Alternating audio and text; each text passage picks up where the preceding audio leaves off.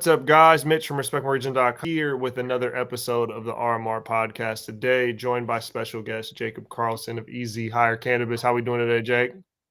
Doing pretty good, man. How are you?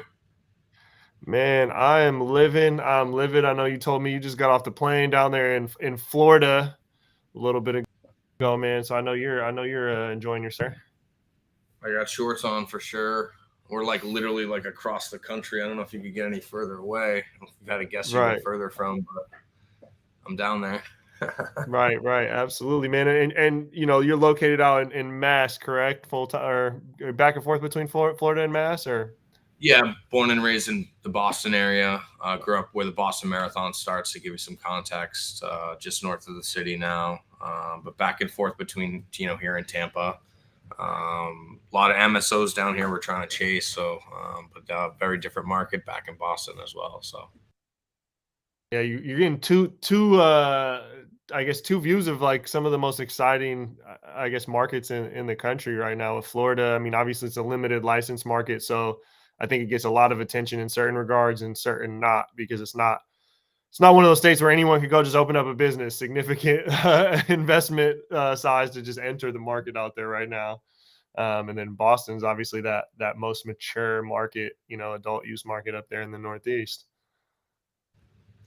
Yeah, I ran away a little bit from the hometown. You know what I mean? I kind of wanted to get into different markets. I thought there was more opportunity. It took a while for Boston and Massachusetts in general, right? I think there was a 3-year period where cannabis was legal, but you couldn't buy it from anywhere, right? It was just stuck in legislation. So everyone's like, well, where are you getting it, right? Like all these like funky rules about possession, but like you couldn't actually legally buy it, which didn't make a lot of sense.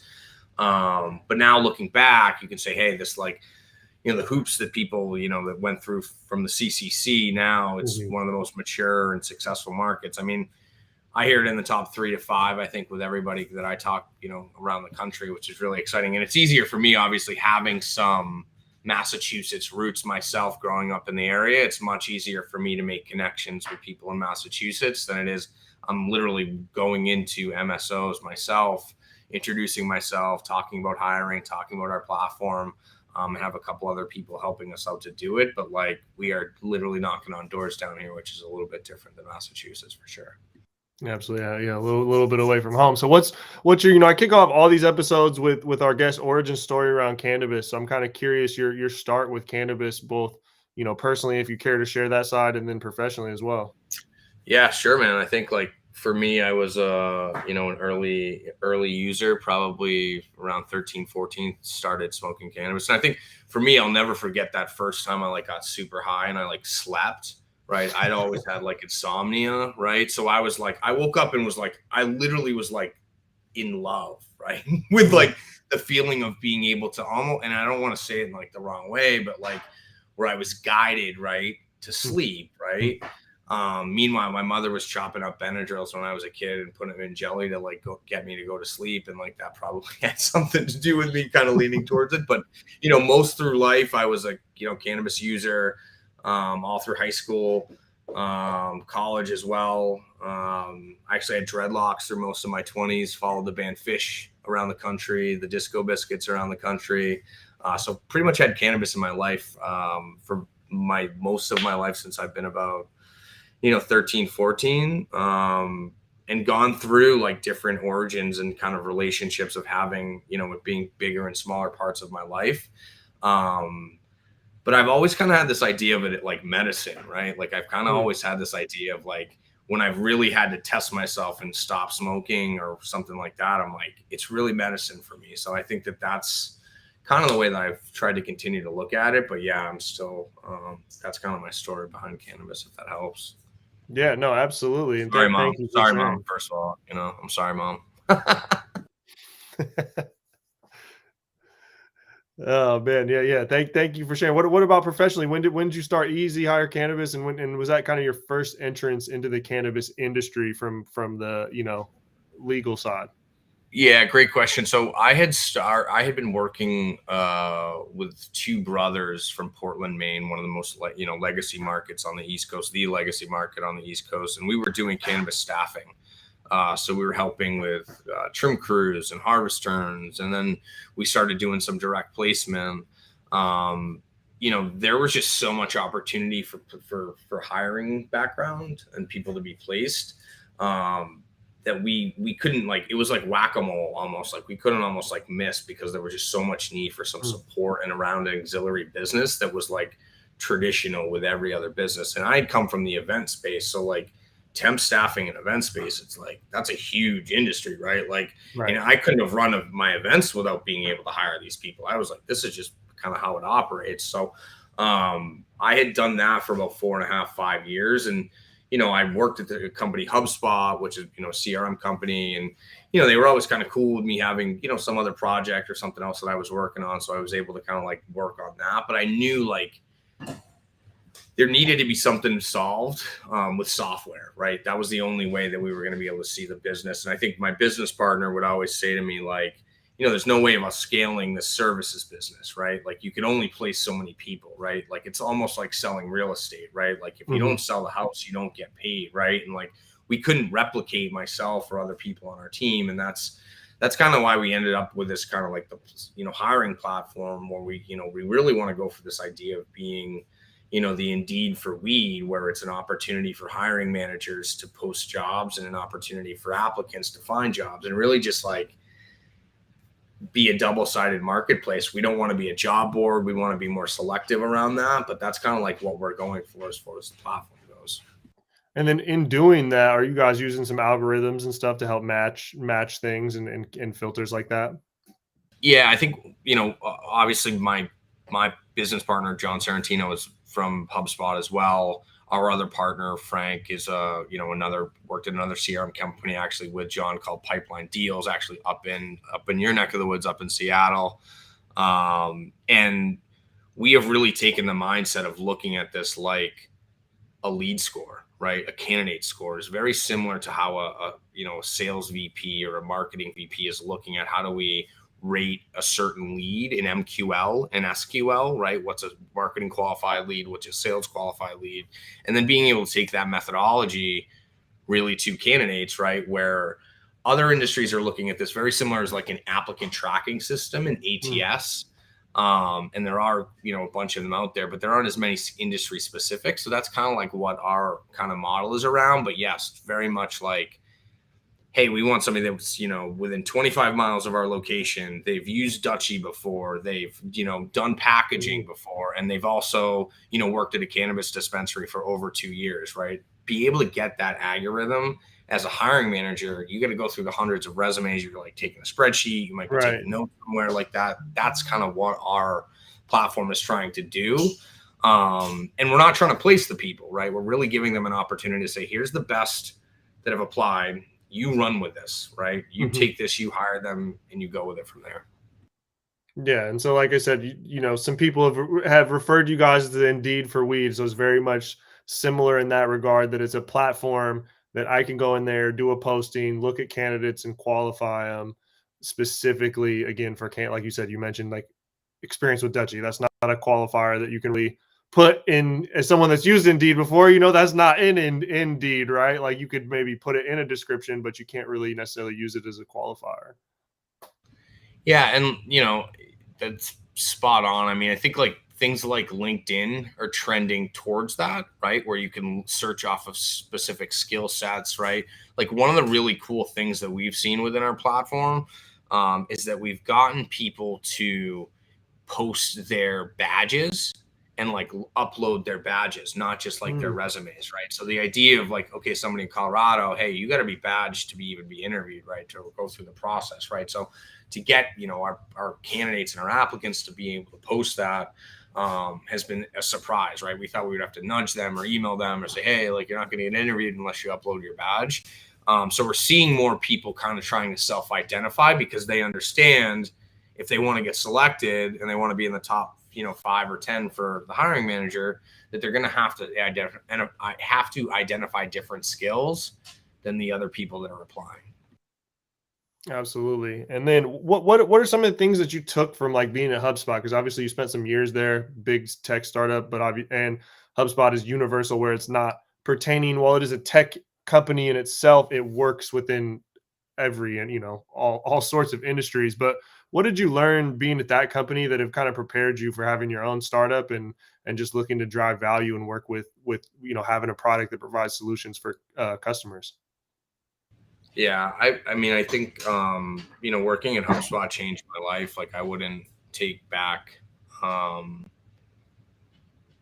just absolute. I think the things that I learned as far as ways of creating processes that are repeatable, and the other part is probably being able to, when things are working well, right, just keep following that process. I think as a startup person, and even having a startup before I worked at HubSpot, right, like, there's a lot of shiny objects as a founder, as a, being in a small team that can pull you away from kind of the focus around, what the goals are, right, and what you're trying to accomplish. I think that that's the thing that HubSpot has kind of instilled with myself, that, like, I create a process, I create goals around that process, we assess that process, and we don't really, like, challenge it in those periods, right? You kind of, like, have to trust the process at that point, because that's the only way that you can go super, super hyper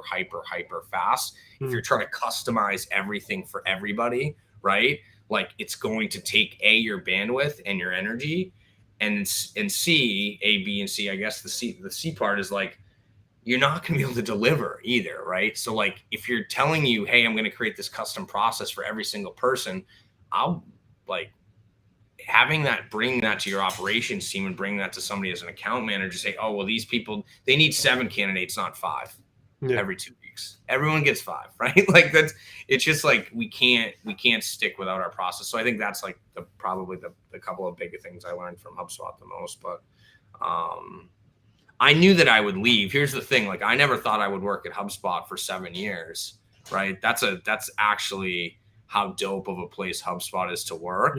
That, like, I was like, this is such an awesome place to work, that, like, I knew I would leave and do my own thing eventually, but, like, it was just that great place to work. So, yeah. Did they make you cut the dreadlocks off, or was that before you joined? I cut them off before that. Okay. But they would not have cared. I mean, I think, like, in my department, I was in sales at HubSpot, right? Like, they wrote a book about HubSpot, how, like, tenacious, like, just crazy that the startup environment was. If anyone is looking for a funny book to read, it's a really good one by Dan Lyons. Probably get in trouble for plugging that one, but it's super, super funny to give you an idea of, like, what that kind of world is like. But yeah, I mean, I think that they wouldn't have cared as long as you hit your numbers. When I started at HubSpot, you were good. Hit the numbers. You were good. Hit the numbers. And what's that sales like? Obviously, being in the cannabis space or any sort of aspect of this, like, whether it's your role or someone on the ground floor as a sales representative for a cannabis company, like, sales is very much part of business. Any business, sales is what drives it, whether it's the sale to the end consumer or the B2B sale or the ancillary support sale to help people do the transactions. What's kind of do you feel like there's some unique aspects of the sales process as far as like pertaining to this industry specifically, or you feel like it really kind of mirrors other industries as well? You gotta have vibes, Mitch. You gotta be like, you kind of, like, if you come in with, like, and again, I've made tens of thousands of cold calls in my life. I told you I'm walking into the dispensaries down here in Florida. Yeah. Like, I'm a sales guy, right? Like, I remember at HubSpot, they were like, oh, you ran these events. Like, did you plan them really well? And I was like, yeah, like, pretty good. And they're like, that's not, like, that hard. The hard part is, like, selling them, right? Like, selling the IBM deal, selling the HubSpot deal, right? The hard part is actually selling it, right? I think what I've learned is, and I've been telling everybody this, and I think even since I met you, right? It's like, I'm like, it's the 1980s in cannabis right now. Like, if you think you're going to, like, cold call somebody and, like, or you're going to do even inbound marketing. I tell everybody I'm an inbound marketing expert, right? Like, we've been doing it for years. I would love to create blogs and get all these inbound leads and, like, not have to get up and go to all these parties and all this stuff. It's 1987, right? You got to get to the parties. You got to shake people's hands. You got to, like, chill with people in the cannabis industry. And once you've gained more trust with people with that, that's the part I feel like that, like, people are more open to do business with you, right? Sort of thing where, like, there's so many people, and the person who is, like, in the cannabis business that does the buying, that makes the decisions, right? This person's getting sold to all day. Every packager, every extract guy, the insurance guy, everyone's calling this person every friggin' day, right? So like all the closest thing to try to do is to learn about their problems, build some trust with them. But if you come in with this kind of like traditional sales, like again, we've spent tens of thousands of dollars wasted calling the dispensaries, and they're like, are you hiring? Nope. Click over. Like that's not the whole end game. So I think you got to build trust with people. And you got to find out what their actual problems are before you start trying to sell them. That was a gangster answer right there, man. I think there's a lot of value in that, and I think it's important, right? Because that's what you said, like the vibes, like being unique to this space. That it is not only in any business, people are getting solicited for sales. In this business, especially, people are getting solicited a lot, and there's not like a uniform to it. Cannabis is very much a startup, a DIY, a hustler by any means necessary. So sales reps are anywhere from the mass email to like, I'm following up with you every day until you tell me to fuck off or you sign the check. Yeah, I think like, you know, I again, having, and maybe even again, more sales experience, sales management experience than some of the, you know, and I'm not, again, what I feel like is like a lot of the playbooks that I would have run at a software company, if I go to a software company and get hired as this, you know, manager, director of sales, a lot of the playbooks that I've run with inside of cannabis, I would bring back in that industry, but I would never bring back into cannabis right now. It hasn't worked, right? It hasn't worked like the ways that we've done it with those sorts of cold outreaches. People just don't care. And it does a lot better to like send me out to Detroit at the conference with a couple people on our team, go hang out, post up, see what's up. Like we've done way better with that than we have. Right. And again, it's exhausting for me at points, but like, I also have to look at what's working, what isn't working, you know? So yeah, it's just, it is what it is with that right now. And I think on that, like what you said with the vibes, and even to your last point, like of just connecting with people in person, I think there's an element of this industry, whether, you know, there's a lot of arguments on LinkedIn or other places where it's like, we need to hold the culture and not go business, or this needs to be more straight up business and not as much stoner culture, whatever way it is. Like anyone that's around this and knows it's somewhere right in the middle. You truly need both those aspects. But for you, in terms of like building these relationships, how important is it to like, you know, understand the culture, be from the culture, and still like partake as a part of that? Is that a big part of catching that vibe check and really connecting with you know, potential leads? Yeah. And I think one of the things that it's like, when you start to come up with your ideal prospect candidate, like somebody who's your IPC, which is like a sales term, right? Like who's your actual good fit? Like who am I really going to be a good fit with, right? And I think, again, what we've learned with our business, right, is that we're a better fit for people that we culturally fit better with, if that makes sense. And that's not like a race thing necessarily. It's more of like how you operate and how you kind of got into this industry and are part of this industry, right? So like, if you can figure out the companies that you have those sorts of cultural connections with, business becomes a lot easier to be done because you're kind of used to doing business a certain way. You know, when things don't go right, because that's like when the real test happens with a B2B business relationship. It's not when you're all crushing it, right? Like I used to make a joke, like, I don't care if your daughter scored a goal in your soccer game this weekend, unless like we're doing tons of, you know, if we're doing a tons of business, I'll be at the game cheerleading you with it. Right. So you have to find that balance with like where you can spend your time and your energy with that. But I think for me, like for us, we've gone to like, this is who we are. This is like what differentiates us from other businesses that like are comparable to us, or what people would consider us as a competitor with. We're like, yo, Jacob will like go roll a blunt with you, right? Like that's the differences within sort of our culture. Not to say like anything about any of our competitors or anybody else like that, but like we are more understanding with inside of that, like that back, you know, that market of that's been in doing this for a while. And I think it's important for any business, especially at our size, to like know who you're a good fit for. Right. So if you're weirded out by that, you're creeped out by that, you don't want to have a drink with John, or you don't want me to roll a blunt, like, not to say you have to do either one of those, right, or hang out with us, right? Like it makes it harder for us when things aren't going right, if that makes sense.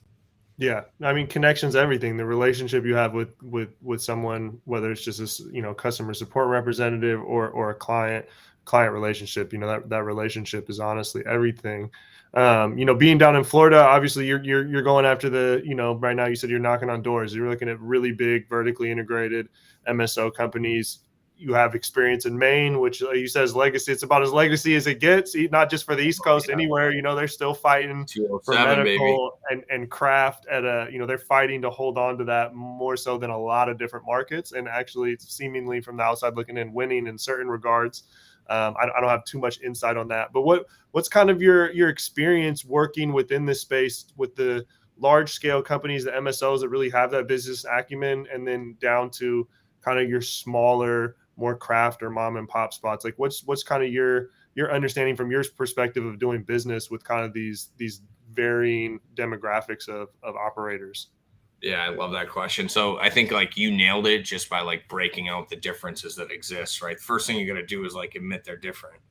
Just like admit that like you can't be going into like when I would go up into Maine, Mitch, I was like their worst nightmare, dude. Like I'm a brown kid with an old BMW, fast talking, like talking about taking their money and getting like I was their worst nightmare. Like it took me years to get, even still that, like to build trust with people up there, right up in Maine, and it's just part of the culture, right? So like I always look at like those legacy kind of market people, and I think of something like a restaurant owner, right? Where restaurant owners like I'm going down with a ship, right? Like they'll be the ones that are opening the door, like. There's that mentality, right? I think, and if you understand how like the Michigans, the Massachusetts, the Maines of the world operate, you can grow your business like a more traditional business can grow.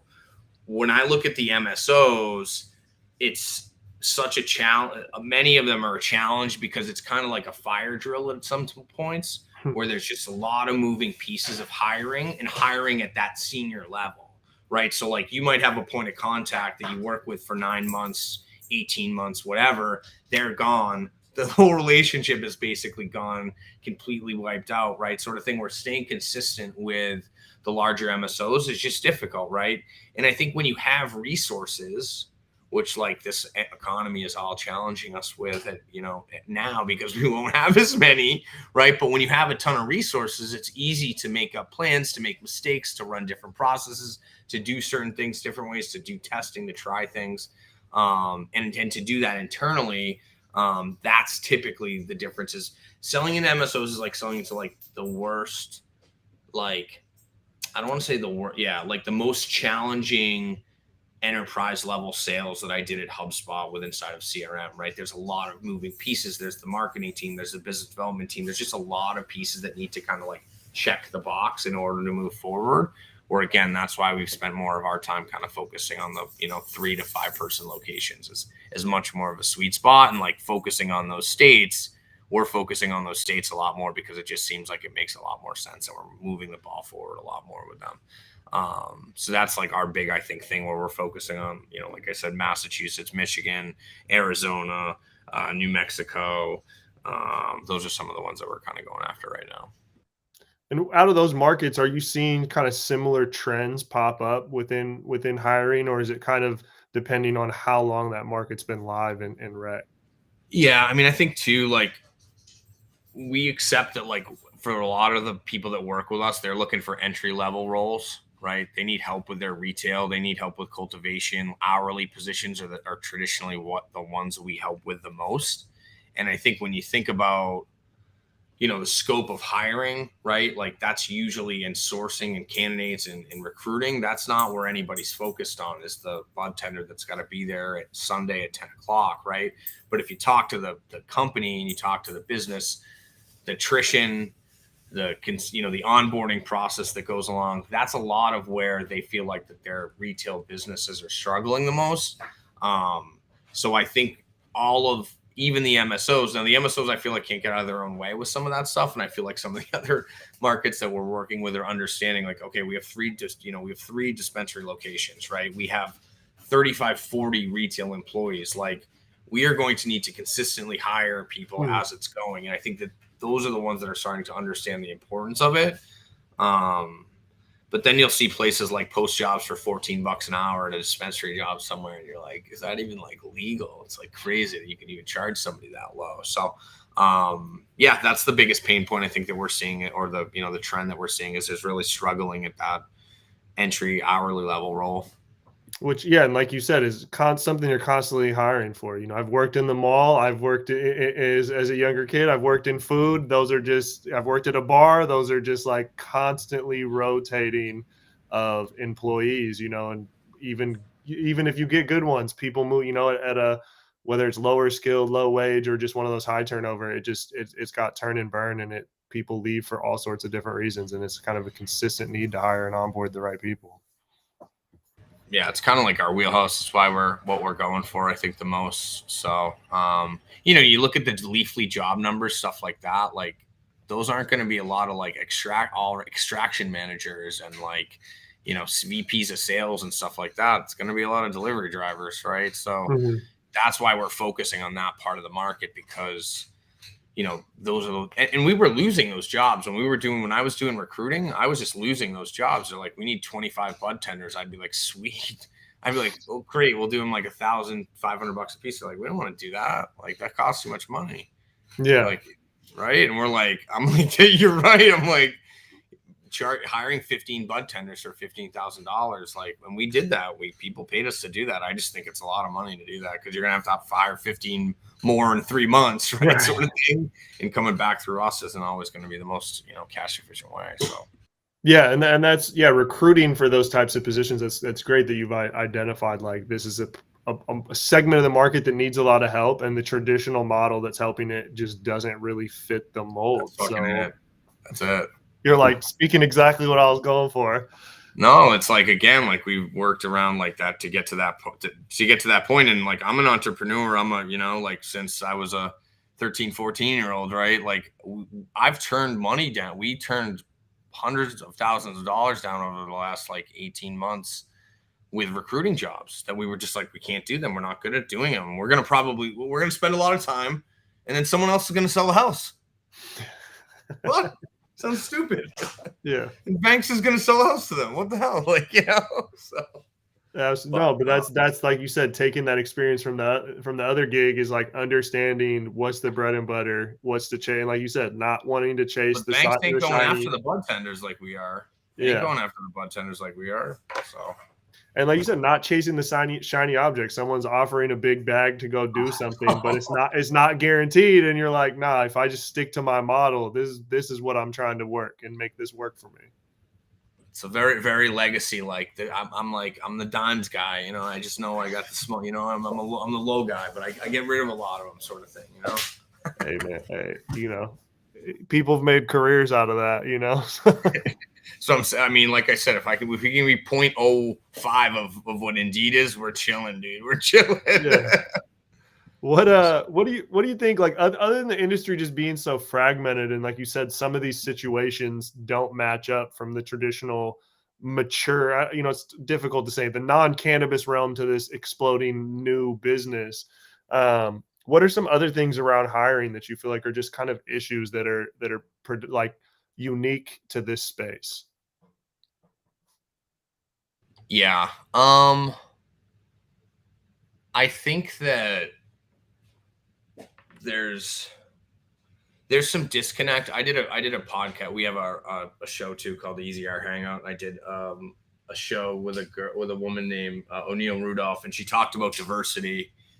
Canna Change is her business's name. They do like a recyclable, like super cool, like recyclable, like those jars that you get, bring them back to the dispensary.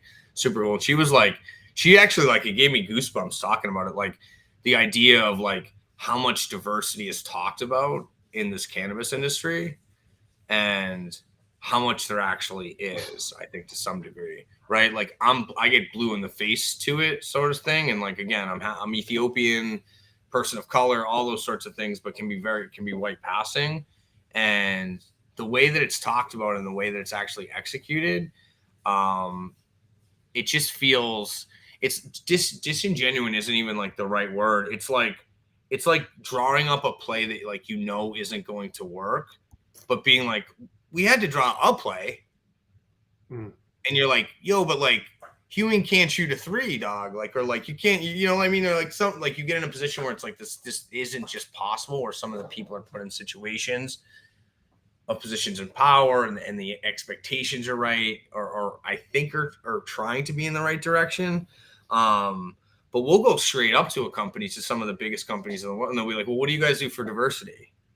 And we're like, well, like our whole team is diverse, right? Like my whole team is like basically like Black women, right? And like our whole team is diverse.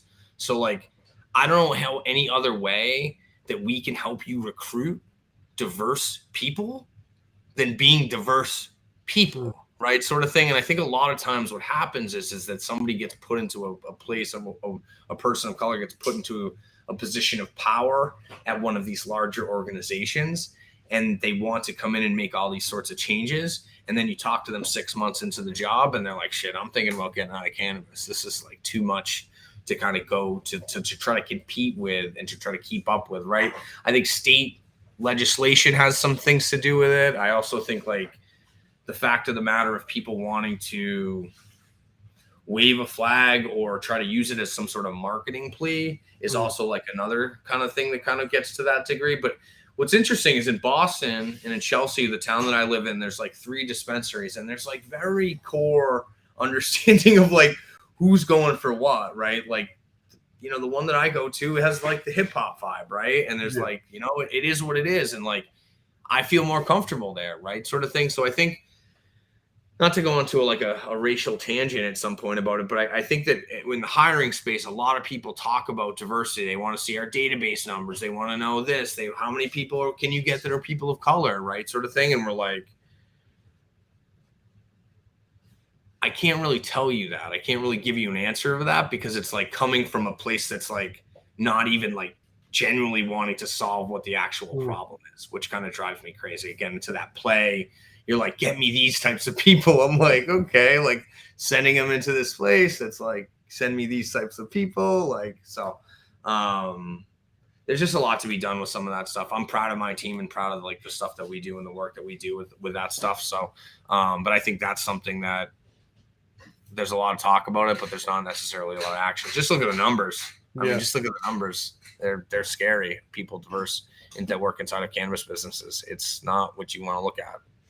Yeah, and that's why I giggled as soon as you started talking about that, because I understand that sentiment, that it's talked about so much, but there's not a lot of action. And even like living in the Washington market, I tell people all the time, like, they didn't have the social equity talk. I won't say we, because I don't want to include myself in the decision making conversation, but they didn't have that conversation until Black Lives Matter movement made social equity a mainstream pop culture topic. Like, that's when they chose to be like, hey, we're going to enter in this in true fashion, like you said, like paraded around, like, hey, we're going to explore social equity. Here we are, 2-3 years later. After that, they still haven't even rolled out any sort of regulations. They're probably going to botch whatever they do, but it was just like, it was talked about because it was a hype thing.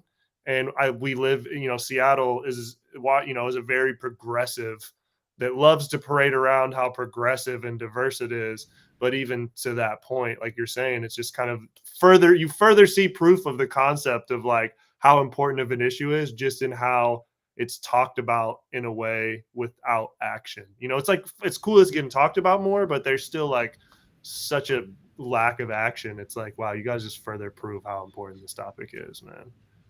And you know what it does to me? Because like, I don't give a shit that like, I honestly don't, like, not that I don't give a shit, but I'm saying like, I actually hate the fact that there have to be these sorts of like rules and legislations around this, because the game is so hardly rigged, right? Like, I want it even, like, I'll be good. Like, I'm fine with that. I'm not worried about that for myself, right? I understand that like there's other people that need that, these legislations need to be kind of put in place, but the expectation of like, that those are going to be executed, I would just like, again, like, you got to go get it. Like, it's not even there, right? Sort of thing. Like, that's like a lot of the social equity stuff. Like, we don't even like, I put my head so far in the sand with that, because it actually like makes me angry, because I see so many people that I'm like, if you just started just doing this forget that, like, forget this, just do it, baby. Like, let's go. Like, right. Like cannabis, there's a lot of there's some opportunities to be able to go and get it. So I think like, I don't have a ton of faith in like trusting any social equity helping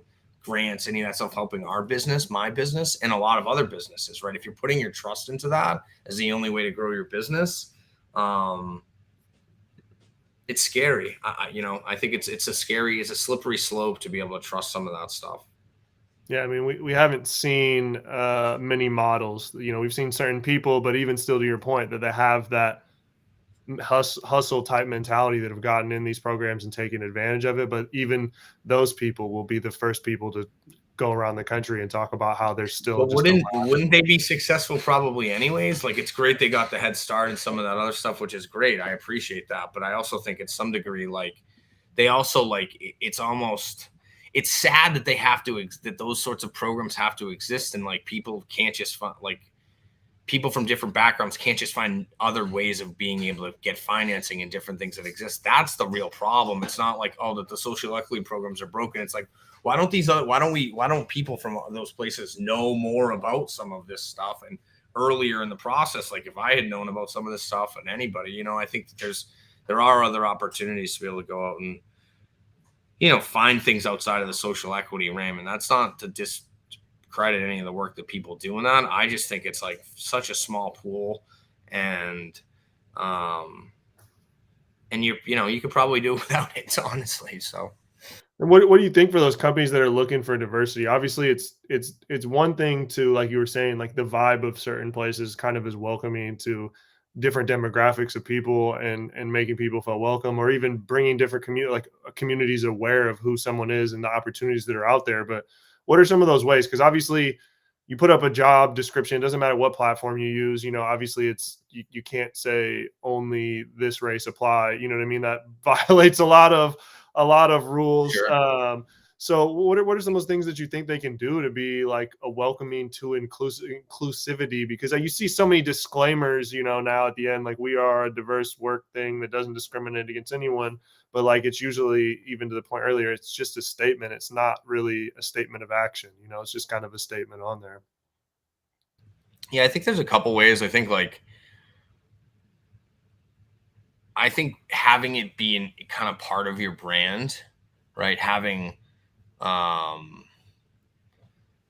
I think that understanding that, first of all, there's like usually a lot of states, like in Massachusetts, like you have to have, understanding like the numbers, right, of where you need to kind of like be at to be compliant with, with state regulations. Some of the other ways too, I think, when I'm kind of just thinking off of the cuff a little bit, but, we do a lot of job fairs in different, I don't want to say like diverse communities. I like partnering with schools that have diverse students. I always think that when you are like, we just did a job fair in Holyoke, which is like crazy hotbed of cannabis in Massachusetts. They have their own power grid. So like all the cannabis brands are moving there. I was like driving through there. I'm like, why are all this? And somebody told me they're like, they have their own power grid. I'm like, oh my God, that's brilliant for, a cannabis business. But, if you are trying to move yourself forward with inside of your life and you're doing positive things, you're going to community college, you're going to a state college, those would be the places that I would look at partnering with a state college or a community college to do some sort of job fair, to be able to do some outreach there. Trying to think other ways. I think sponsoring different community events, right? Concerts. Like, there's a couple of dispensaries up in Boston that partner with an entertainment group that I work with. Happy Valley, they partner with Dope Entertainment. Dope Entertainment runs these like, college party sort of nights, shows. Guy I used to work with.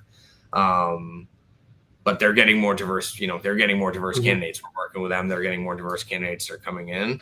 So that's part of kind of building a brand piece.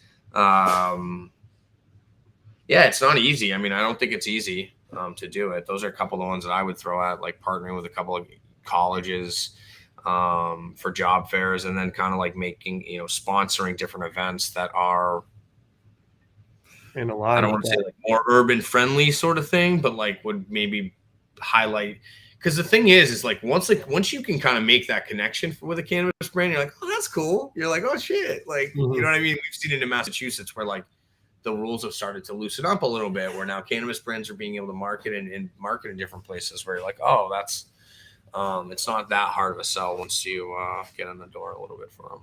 Yeah. And I think basically, you know, from what I'm taking from what you're saying, it's like basically the community you want to reach, meet them where they're at, you know, one way or the other. It doesn't matter, you know, what community you're at or what demographic that you want to go after, right? But wherever that is at or whatever you're seeking, there's that demographic congregates places. It seeks information places. It seeks entertainment places. You can find it at wherever it's at. Maybe it is, you know, trying to increase on diversity for diversity hires, and maybe it's you just want to, you know, if you're more of a retail business and you want to meet country music, you know, people in that vibe, right? Like they all congregate. It doesn't matter, like subsets of interest groups, right? And different demographics that overlay with those are in different areas. You know, I think it's to me a lot of it too, Mitch. And there's a ton of dispensaries in Boston, and I know Boston pretty well. I've lived there since I was 18 years old. To me, it's like it's more of like being able to be in Dudley Station in Blue Hills Ave and going to a dispensary that's owned by a person from my community that looks like me, that has a shop in our neighborhood. That's like what, to me, that's like some of the bigger parts that like are the most important to me with it, that it's not the Walmart of cannabis from the fancy parts of Boston. It's like, it's these same sorts of people, right? And I think that's like what we're seeing inside of Boston. Like, Wellesley's going to be real different, right? It looks like the Apple Store, right? But you can get some really good, you know what I mean? It's a different sorts of vibe. And I think that like, those are the brands, that's what like you're going to coach, or not to coach, but what I think of like the brands that are going to survive are the ones that can differentiate themselves and say, hey, we play hip hop music here. We got, we have a poetry night. Like we do this, we do different things that kind of like create the vibe of what people want to kind of go to. I want to be able to shop there, and then other people I think will be able to work there too. Yeah, and that's it. I mean, people want to work places. That's what people also need to, business owners should realize. You want a place that people want to work at. That's the easiest way to attract talent, is some place that people want to work at. You got what else you got planned for the rest of 2022, man? Oh man, so let's see. We have a bunch of events on the calendar. September is going to be a crazy month. We're going to the NECAN conference in New Jersey. We're going to Benzinga in Chicago. We're going to Vegas for MJ Unpacked. Boston Cannabis Week smashed in there. I think you're coming out to the East Coast, coming to my hometown for that week too. And then we're doing, which is super exciting, we're talking with them. We're doing a college fair actually down here in Florida. So like 4 or 5 different colleges down here in Florida, probably in September.